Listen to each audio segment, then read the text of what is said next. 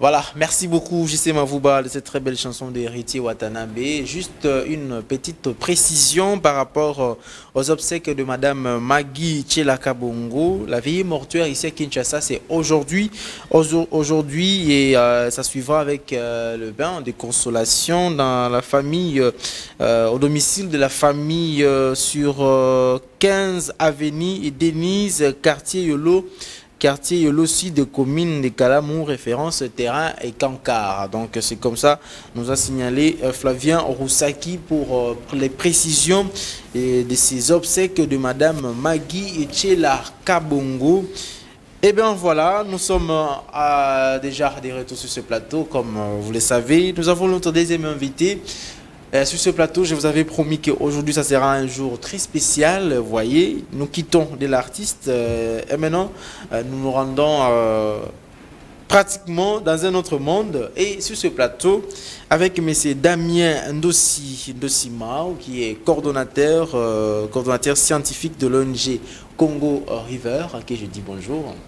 Bonjour, bonjour. Vous allez très bien, monsieur Damien? Très bien, merci. Et vous-même? Oui, ça va très bien, merci. Est-ce que vous pouvez encore ajouter notre présentation à ce que vous êtes? Ben, on va dire coordonnateur scientifique et technique de Congo River. Alors, avec vous, nous allons parler l'écosystème et les ressources hydrauliques. Il faut en parler et surtout, nous allons nous baser à la République démocratique du Congo pour circonscrire quand même notre champ d'exploitation. Mais déjà, notre première question, qu'est-ce qu'on peut comprendre par rapport à l'écosystème et les ressources hydrauliques? Si vous pouvez nous donner une définition claire de comprendre ces concepts. Merci beaucoup. On appelle écosystème une unité écologique positionnée dans un endroit donné. Par exemple, une montagne, c'est un écosystème. Un cours d'eau, c'est un écosystème. Une forêt, c'est un écosystème. Et donc, si on doit rester dans le contexte des ressources naturelles, c'est en ces termes-là qu'on va s'exprimer, c'est-à-dire en termes d'un ensemble, d'une unité écologique qui a une certaine conformité dans un espace donné et qui est composé d'éléments de la nature. Voilà. Donc, voilà. Alors, vous allez parler des ressources hydrauliques. Les ressources hydrauliques, c'est tout ce qui est lié à l'eau, on va dire comme ça. C'est-à-dire en termes de l'élément liquide lui-même, mais on peut prendre par extension tout ce qui est lié à l'élément liquide sur le plan naturel, bien entendu. Alors, vous faites partie de cette structure qu'on appelle l'ONG Congo River. D'où d'abord repartit ces concepts de Congo River? Ben, Congo River tient du fleuve Congo, bien entendu, mais Congo River s'écrit avec K, parce que nous avons, entre autres, comme assise l'histoire. Et si on voit le fleuve Congo dans la position qu'il occupe, il est plus, je vais dire, il est plus positionné par rapport à l'espace qui autrefois était le Congo. Et donc il ne faut pas prendre ça au sens régional, provincial du Congo central aujourd'hui, mais au sens, je vais dire, régional, je dirais plus du bassin du Congo. Et on peut aller plus loin, parce que si on recule dans l'antiquité égyptienne, Congo, c'était en fait la dénomination de toute l'Afrique. Et quand on voit l'impact qui est celui du fleuve Congo et du bassin du Congo sur l'ensemble de la région, pour ne pas dire du continent, et même du monde à une certaine échelle, nous avons estimé qu'il était opportun d'appeler notre ONG Congo River, avec bien entendu comme référence centrale le fleuve Congo. Alors, quels sont vos objectifs et quels sont les objectifs poursuivis par cette structure? L'objectif principal de Congo River, c'est de sensibiliser quant à l'importance du fleuve et de tout ce qui le concerne, au sens vraiment général du terme. Le fleuve en tant que ressource naturelle, en tant que patrimoine, en tant qu'autoroute je pense que je peux me faire comprendre quand je dis ça, oui.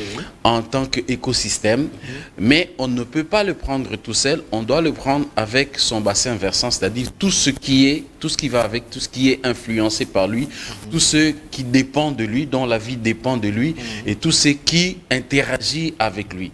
Et donc, le fleuve Congo, c'est un élément extrêmement important. En tout cas, on peut se poser la question de savoir, en ce qui nous concerne, nous la RDC, qu'est-ce que nous serions sans le fleuve Congo? Je crois que tout le monde peut répondre. Bien entendu, nous savons que le fleuve Congo, il n'est pas tout seul. Il y a tous ces affluents qui baignent tout le pays et qui influencent toute la région. Et à ce titre-là, nous avons estimé qu'il était extrêmement important d'avoir notre attention sur le fleuve Congo, parce que autour du fleuve, il y a toutes sortes de problématiques qui se posent, il y a toutes sortes d'enjeux qui constituent des défis aujourd'hui, et ce sont ces enjeux-là qui constituent notre matière, notre matériau à partir duquel nous travaillons pour sensibiliser quant à l'éco-responsabilité, la responsabilité sur le plan écologique qui nous intéresse tous, avec bien entendu les incidences socio-économiques sur les populations riveraines. Est-ce que ce message est capté? Lorsque vous faites des sensibilisations, il y a quand même le feedback par rapport à la population? Le feedback vient parce que notre message est une interpellation qui passe par différents canaux. Et même quand les uns et les autres sont distraits, la nature nous le rappelle. À l'exemple des inondations qui ont eu lieu il y a quelques mois, à partir du mois de décembre. Et c'est des inondations dont le phénomène comparable a eu lieu en 1960. Mais vous êtes la presse, vous avez suivi, je pense, le niveau de la crue et les conséquences de cela. On a parlé de plus de 10 000 foyers détruits, on a parlé de plus de 3 000 foyers détruits, plus de 10 000 déplacés et plus de 300 morts, rien que sur l'espace national. Et aujourd'hui encore, si vous allez à Kingabwa, vous trouverez des familles qui ont tout perdu à la suite de ces inondations. Et vous avez, même la cité du fleuve a été touchée, vous vous rendez compte, même la cité du fleuve a été touchée. Et donc, nous faisons notre travail de sensibilisation. C'est un combat de très longue haleine, et d'une envergure aussi bien locale qu'internationale. Il y a aujourd'hui la question du changement climatique qui est connecté à ça. Et donc, c'est un travail de longue haleine, dis-je, mais nous ne pouvons pas justement nous décourager étant donné les enjeux qui sont autour et tous les risques qui sont liés au changement climatique et à la gestion de l'environnement de manière générale. Donc, nous avons des feedbacks. Nous avons de plus en plus des partenaires qui s'intéressent à ce que nous faisons. Nous sommes de plus en plus associés à des forums, à des activités qui sont concentrées sur cette problématique. Et nous avons des raisons de continuer à travailler, nous avons des raisons de continuer à espérer. Parlons de ces inondations qui a subi le fleuve Congo et la population des alentours. Parmi vos activités, vous êtes allé en assistance, en aide à cette population, à ces familles, mais comment vous êtes parvenu à assister toutes ces familles-là? Ça s'est passé comment? Comme j'ai dit tout à l'heure, la question environnementale avec toutes ses conséquences nous intéresse au premier chef. Et nous sommes Congo River, nous sommes le fleuve Congo. Et c'est le fleuve Congo qui a été l'objet de ces inondations-là.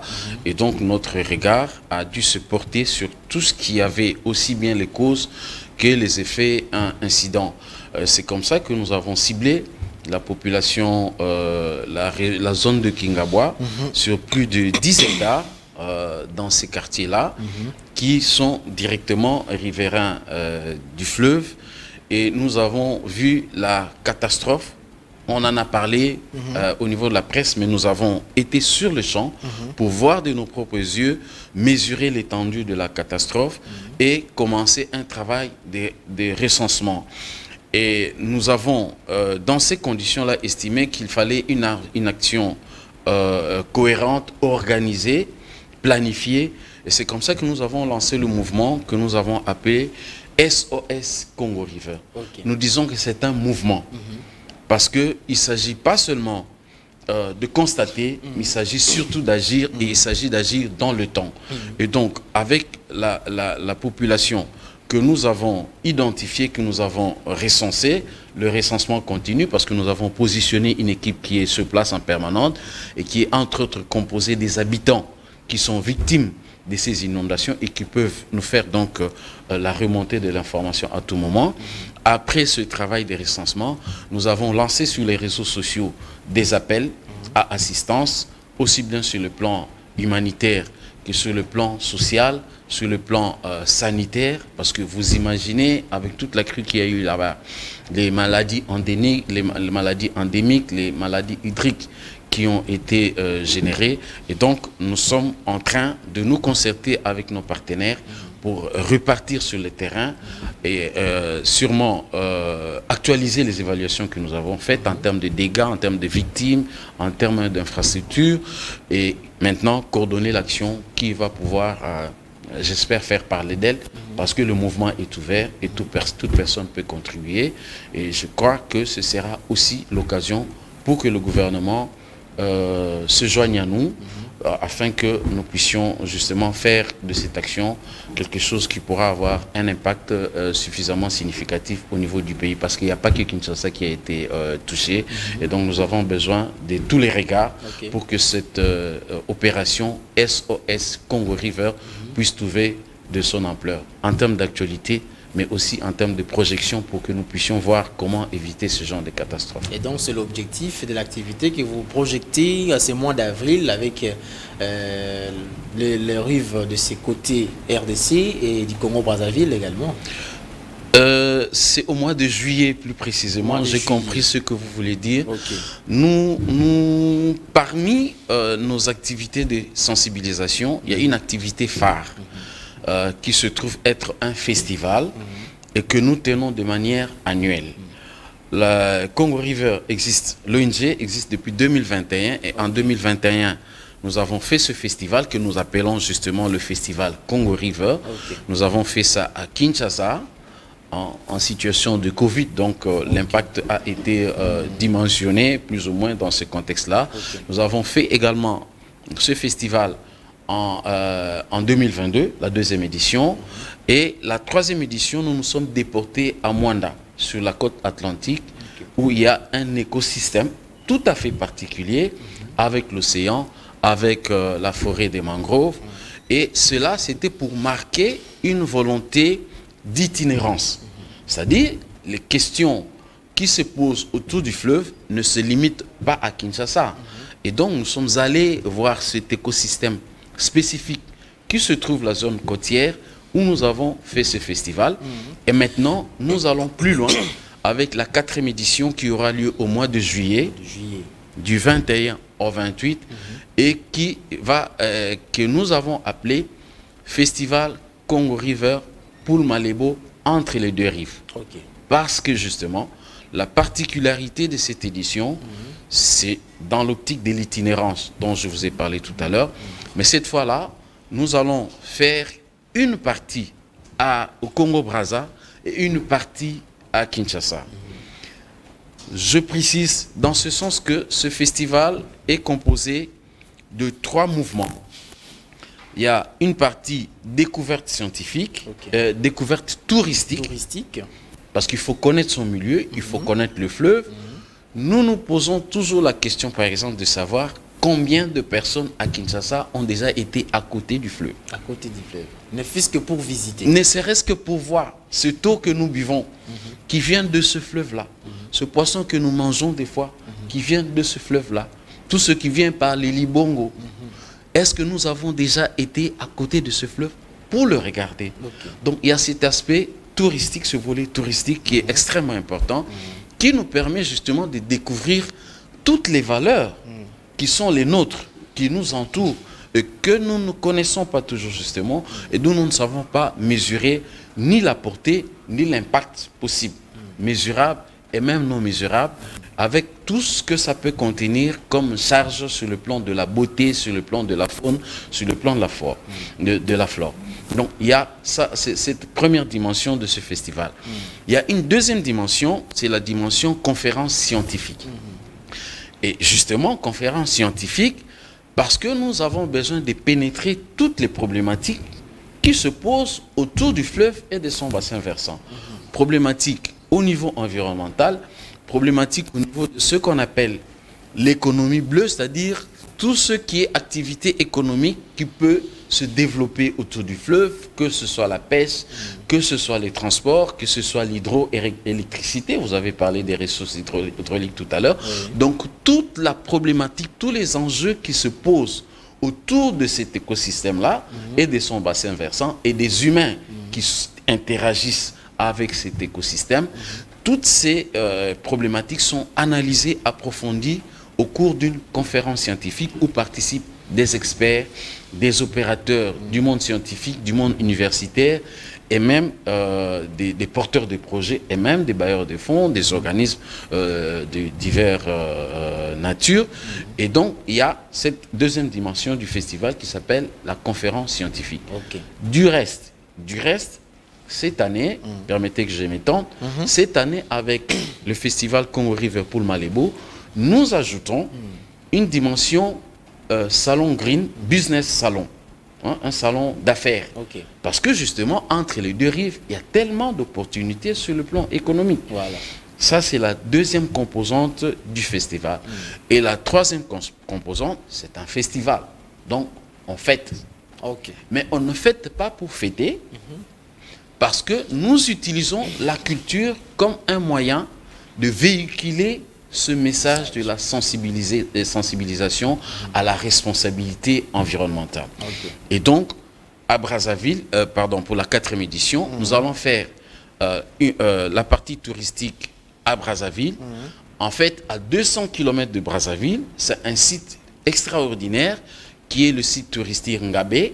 Si vous allez sur le net, vous allez découvrir. Okay. Nous allons donc passer 4 jours en Ngabé pour la partie touristique et aussi pour découvrir les valeurs culturelles propres qui appartiennent à ce milieu-là, notamment des valeurs culturelles batékées. Vous savez que les batékés sont des parédotes du fleuve. Voilà. C'est un site qui est à côté du fleuve. Donc nous aurons 2 jours de découverte touristique. Nous aurons 2 jours de conférences scientifiques avec ce volet salon d'affaires. Et puis nous reviendrons sur Kinshasa le 5e jour et le 6e jour pour fêter. Ce sera encore au bord du fleuve, à l'espace vert. C'est sur la route de pompage, au bord du fleuve, pour fêter avec une programmation artistique qui nous permettra de sensibiliser par la musique, par les activités ludiques de façon générale. Mais nous allons aussi en profiter pour compléter la phase touristique avec ce que nous avons appelé Kin by Night. Okay. Les gens entendent parler du Kinshasa. Voilà. Mboka ambiance, cité d'ambiance et tout ça, mais les gens ne savent pas. Ils entendent parler de Matongé. Voilà. Nous allons passer un bon moment à Matongé. Okay. Nous allons aussi visiter Lola Bonobo pour compléter notre bagage touristique. Donc voilà ce que sera la 4e édition. Mais je dois noter que c'est une dimension qui se veut déjà régionale. Parce que nous avons certains partenaires, notamment la SICOS, la Commission internationale du bassin du Congo Ubangi-Sanga, qui nous accompagne depuis 2-3 ans déjà, et qui travaille sur toute la sous-région. Donc nous allons nous retrouver vraiment à la dimension bassin du Congo au cours de ce 4e festival. Voilà, l'écosystème et les ressources hydrauliques. Nous sommes en train d'en parler avec Messier Damien Ndossi Maou, qui est le coordonnateur scientifique de l'ONG Congo River. Alors, Monsieur Damien, parlons maintenant de cette thématique. Comment voyez-vous la gestion de l'écosystème du fleuve Congo par l'État congolais et par la population elle-même? La gestion de l'écosystème fleuve Congo, et donc je comprends que vous parlez sur le plan environnemental. Voilà. Or, l'environnement, c'est tout le monde. Oui. C'est tout le monde qui est dans l'environnement. Et donc la question de la gestion du fleuve Congo en tant qu'écosystème, il concerne strictement tout le monde, chacun individuellement. Regardons par exemple la question de la pollution par le plastique. Voilà. On retrouve le plastique partout. On retrouve le plastique dans nos maisons, avec le sachet que nous avons utilisé pour acheter du pain au coin. On retrouve le plastique dans la rue. Nous sommes envahis par le plastique. Mais qui est à l'origine de cette pollution? C'est l'homme. C'est monsieur n'importe qui. Et peut-être que nous ne mesurons pas l'ampleur du dégât que nous causons, parce que le plastique enfoui dans le sol rend ce sol-là infertile pendant au moins 200 ans. Ok. Alors, vous vous rendez compte que même les inondations que nous déplorons, si jamais nos canalisations n'étaient pas remplies de plastique et de tout ce qui est déchet, le fleuve aurait pu refluer dans ces canalisations-là et n'aurait pas débordé pour provoquer ces inondations-là. Mais qui charge ces caniveaux? Encore faut-il, vous avez parlé de l'État, encore faut-il que le gouvernement, que l'État veille sur une urbanisation qui tienne compte de toutes ces problématiques-là, de toutes ces incidences, de tous ces impératifs, de toutes ces exigences urbanistiques. Vous comprenez donc qu'en balayant, que c'est tout le monde absolument qui est concerné. Les raisons pour lesquelles la presse est très bien positionnée pour nous accompagner comme vecteur de sensibilisation. Donc je dis, c'est une question de responsabilité qui concerne absolument tout le monde. Nous devons pouvoir, déjà à partir de la propriété à la maison, à partir de la gestion des déchets à la maison et au niveau de l'espace public, au niveau étatique, nous devons être en mesure d'adopter des comportements éco-responsables. À l'occasion de la journée internationale des eaux, qui pointe à l'horizon, avez-vous aussi pensé à la gestion rationnelle du bonsoir du Congo? Correctif, la journée internationale de l'eau, c'était le 22 mars. Ah, le 22, oui, voilà. C'était le 22 mars. Oui. Le 22 avril, ce sera la journée internationale de la Terre. Okay. Nous restons dans les écosystèmes. Voilà. Et la question de l'eau, bien entendu, nous intéresse au plus haut point. Nous sommes Congo River.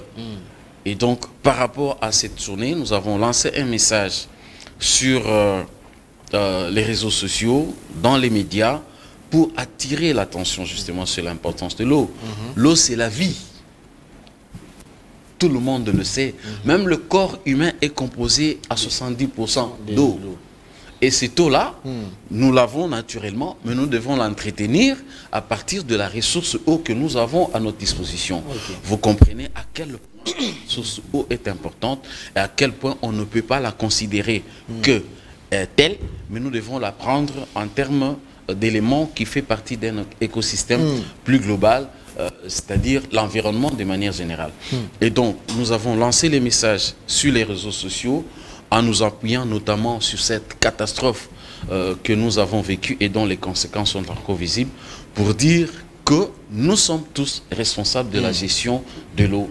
Et ça peut prendre des dimensions aussi bien économiques, aussi bien environnementales, aussi bien scientifiques et techniques, et aussi sur le plan de l'économie bleue, comme nous l'avons dit, c'est-à-dire tout ce que nous pouvons tirer comme activités économiques qui sont liées à l'eau.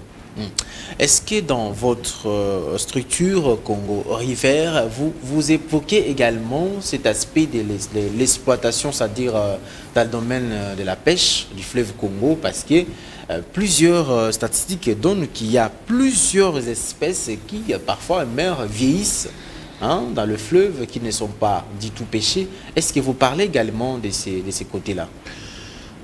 J'ai parlé de l'économie bleue tout à l'heure. Oui. L'économie bleue, c'est tout ce qui est activité économique qui est liée à la mer, de façon générale, et au fleuve, en l'occurrence. Oui. Et donc, la question du poisson qui meurt de vieillesse fait partie de ces problématiques liées à l'économie bleue. Et justement, c'est une interpellation. C'est une interpellation parce que quelle est la qualité du poisson que nous trouvons sur le marché actuellement? Généralement, c'est du poisson congelé, alors que le fleuve notre fleuve et nos rivières nous offrent du poisson de meilleure, alors de bien meilleure qualité. Mais il est à quel prix? Il est vendu à quel prix? Il est pêché dans quelles conditions? Il offre quel gisement, quel potentiel? Est-ce que ce potentiel est vraiment capable de nous nourrir de ce poisson de bonne qualité pour que nous puissions accéder à la sécurité alimentaire? Je vous ai parlé de la conférence scientifique tout à l'heure.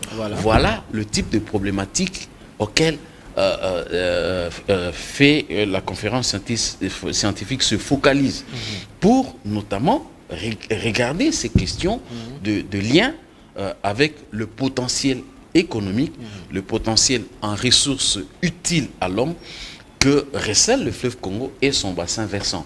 Et donc, je vais dire, c'est des questionnements qui sont extrêmement pertinents, raison pour laquelle nous avons une activité tout à fait particulière, un projet que nous réalisons de manière régulière avec certains partenaires. D'ailleurs, cette année, nous serons avec Vodacom sur ce projet-là que nous appelons pêcheurs de plastique. Le concept, c'est quoi? Ce jour-là, les pêcheurs que nous ciblons ne pêchent pas le poisson, ils pêchent le plastique. Donc l'activité consiste à aller sur le fleuve, mais pour récupérer tout ce qui est plastique dans le fleuve. Parce que justement, le plastique est un élément de pollution qui empeste le fleuve et qui réduit cette possibilité pour nous d'accéder aux ressources aux ressources qui sont dans le fleuve, notamment le poisson. Donc c'est toute cette interaction là que nous voyons et vous comprenez à quel niveau nous sommes intéressés par cette question là, parce que à ce moment là, à partir du moment où nous travaillons avec les pêcheurs, le pêcheur se rend compte que c'est sa source de survie qui est menacée lorsque le fleuve n'est pas bien géré, aussi bien par la pollution due du fait des navires qui passent, qui déversent des huiles et tout ça, du fait de la pollution qui est venue par le plastique et par tout ce qui rentre dans le fleuve et de la mauvaise gestion des eaux. Et donc la survie du pêcheur et de sa famille est menacée, et cette activité pêcheur de plastique nous permet de sensibiliser à double titre.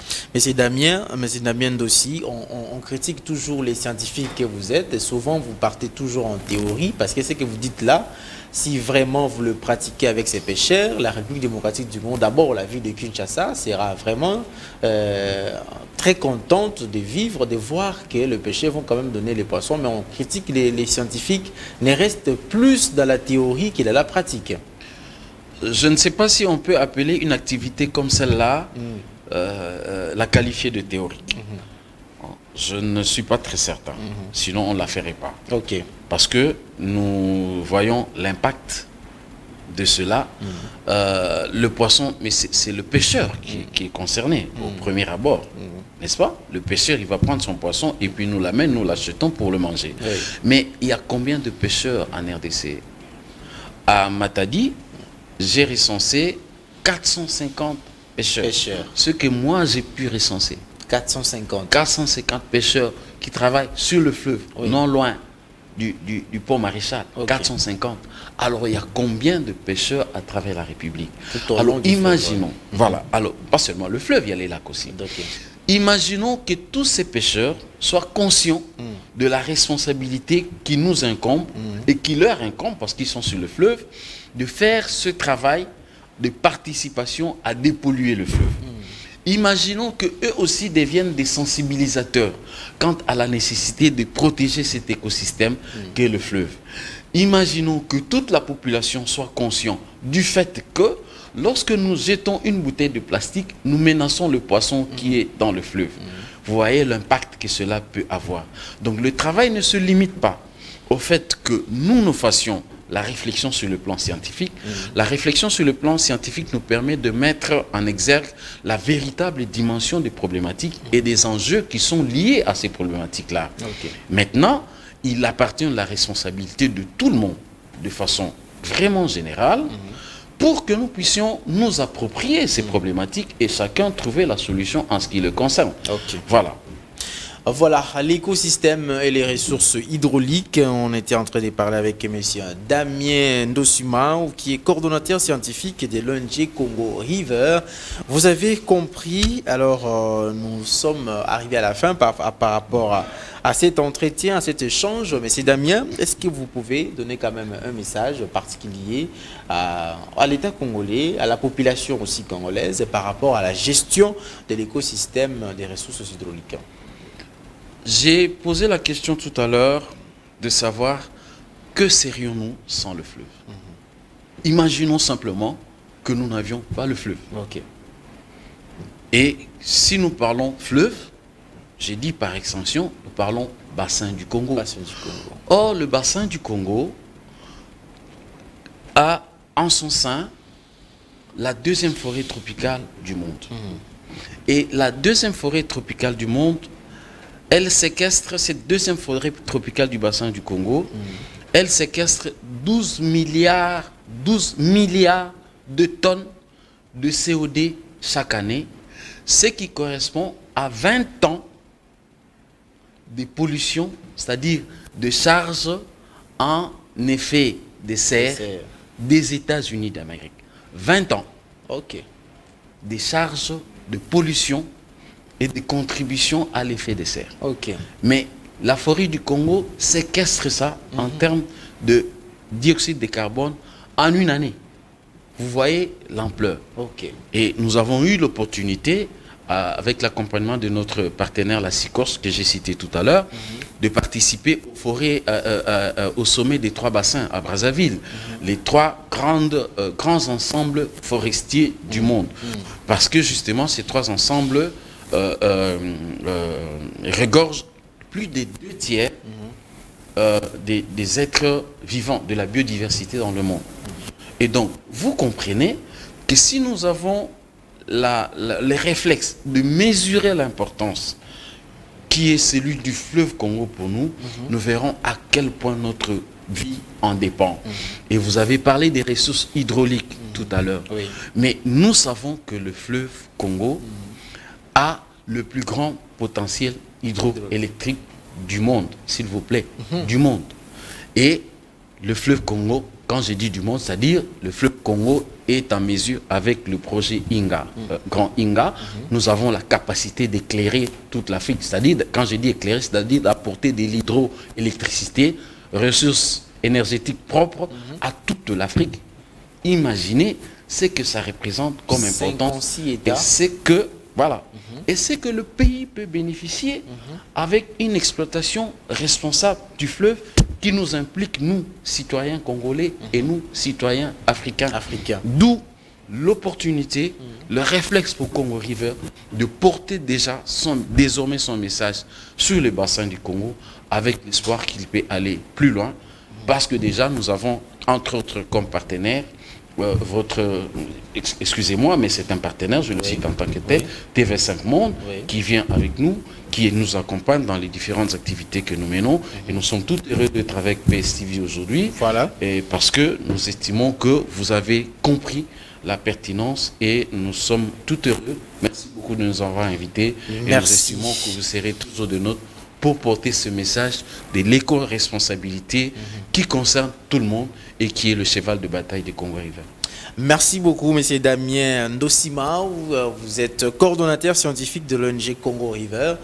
Merci d'être passé. Et nous allons continuer notre tranche matinale Namasté en prenant ce que je vous avais promis tout au début. Je crois que c'est déjà prêt. Nous allons prendre cette nostalgie des faits Maréchal Mobutu qui passait parfois aussi des moments, des festivités en famille et aussi avec ses collaborateurs. On suit et nous allons nous retrouver juste après pour clôturer ou chiter avec la tranche matinale Namasté.